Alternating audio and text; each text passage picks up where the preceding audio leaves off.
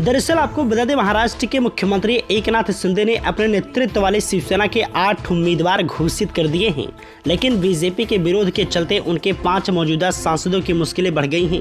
BJP ने रिपोर्टों और सर्वे का हवाला देकर शिंदे गुट की 5 सीटों पर पेंच फंसा रखा है। ये 5 सीटें हैं नासिक, हाथंगगड़े, यवतमाल, वाशिम, हिंगोली और ठाणे। इन सभी 5 सीटों पर 2019 में शिवसेना के उम्मीदवार जीते थे, लेकिन ठाणे के सांसद राजन बिचारे को छोड़कर चारों सीटों के उम्मीदवार बगावत के बाद एकनाथ शिंदे के साथ चले गए। अब मुश्किल यह है कि जिन सांसदों ने शिंदे का साथ दिया उन्हें अपनी सीट बचाने के लिए उनके साथ की जरूरत पड़ रही है, लेकिन बीजेपी के सामने एकनाथ शिंदे असहाय साबित हो रहे हैं। दरअसल शिंदे ने हिंगोली से हेमंत पाटिल और हाथंगगड़े से धैर्यशील माने की उम्मीदवारी घोषित कर दी है, लेकिन बीजेपी इन दोनों उम्मीदवारों को बदलने का दबाव बना रही है।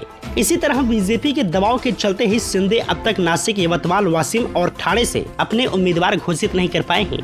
नासिक से हेमंत गोडसे और यवतमाल वाशिम से भावना गवली की उम्मीदवारी खतरे में बताई जा रही है। ठाणे सीट पर भी बीजेपी अपना दावा छोड़ने को तैयार नहीं है। शिंदे के सामने संकट यह है कि अगर वह अपने बेटे के लिए कल्याण की सीट चाहते हैं तो उन्हें ठाणे की सीट छोड़ने के लिए कहा जा रहा है। इधर रत्नागिरी, सिंधुदुर्ग सीट भी बीजेपी शिंदे से छीनने के प्रयास में है। इस बीच मुख्यमंत्री एकनाथ शिंदे से मुलाकात के बाद विधायक प्रताप सरनाईक ने कहा कि ठाणे पर हमारा अधिकार है, यह हमारी जगह है। ठाणे में शिवसेना का भगवा लहराया था। यहाँ शिवसेना का 30 साल का इतिहास है और दिवंगत आनंद दिघे की परंपरा को कायम रखना है। हालांकि ठाणे सीट से उनकी उम्मीदवारी पक्की होने की बात से उन्होंने इनकार किया। सरनाईक ने कहा कि जिसको भी उम्मीदवारी मिलेगी हम सभी एक सैनिक की तरह लड़ेंगे और विजयी होंगे। सरनाईक ने कहा कि मुख्यमंत्री जो भी निर्णय लेंगे वह हमारे लिए अंतिम होगा।